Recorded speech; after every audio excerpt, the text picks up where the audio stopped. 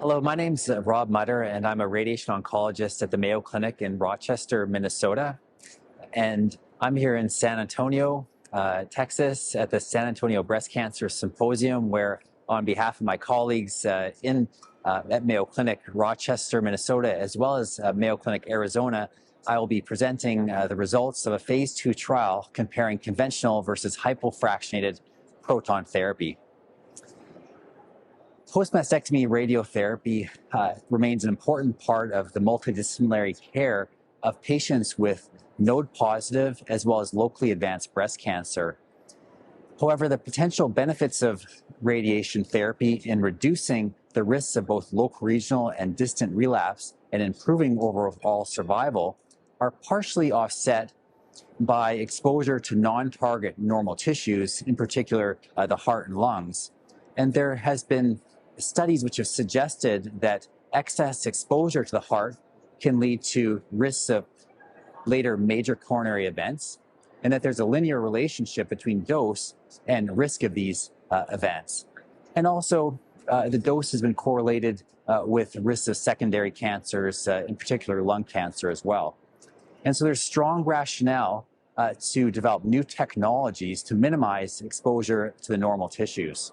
Proton therapy is an attractive technology because it has this ability to deliver excellent coverage of areas at risk, including the internal mammary lymph nodes, which sit very close to the heart and the lungs.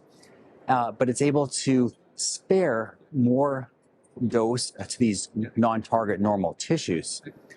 And there have been several single institution retrospective and prospective studies which have evaluated proton therapy for breast cancer. And these, in general, have suggested that protons are feasible and safe, and that there's excellent normal tissue sparing.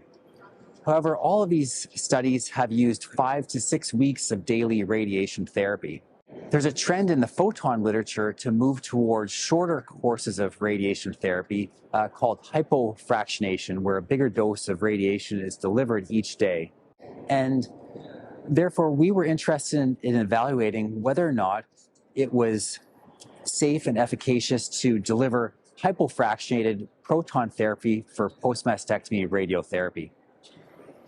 And so we developed a randomized phase 2 trial. We included patients with indications for post-mastectomy radiation, or PMRT, and we stratified the patients based on whether they had reconstruction or not, and randomized them to either 50 gray RBE in 25 fractions or 40 gray RBE in 15 fractions, the so-called hypofractionated arm.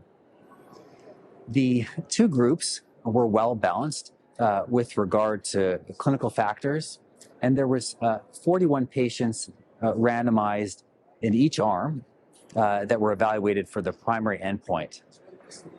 The primary endpoint was complication rate, and we define this as any grade 3 or greater late adverse event or reconstruction complication requiring an unplanned surgical intervention.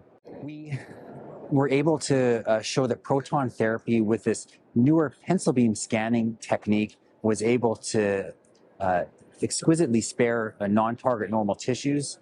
And this technique also has the ability to reduce the dose of the skin, which may reduce the risk of dermatitis.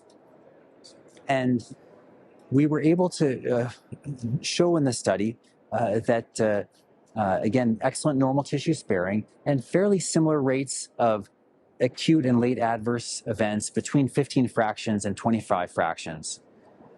For the primary endpoint of complication at 24 months, there were six complications in the conventionally fractionated arm and 8 complications with hypofractionation, or the 15 fraction arm.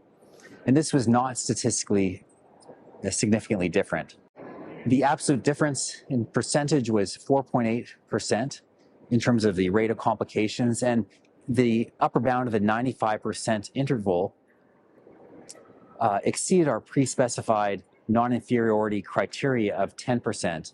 And therefore, although there was no statistically significant difference between complications between the two arms, we could not confirm that 15 fractions was indeed non-inferior to 25 fractions. Nevertheless, 15 fractions and 25 fractions again achieved excellent normal tissue sparing. There was just one local regional recurrence between the two arms. This was a patient with a simultaneous regional and distant relapse in the hypofractionated arm, and so excellent disease control in both arms. We concluded that hypofractionation appears worthy of further study for proton therapy. And so we're excited about the future in terms of optimizing the dose and fractionation for photons as well as proton therapy. Thank you.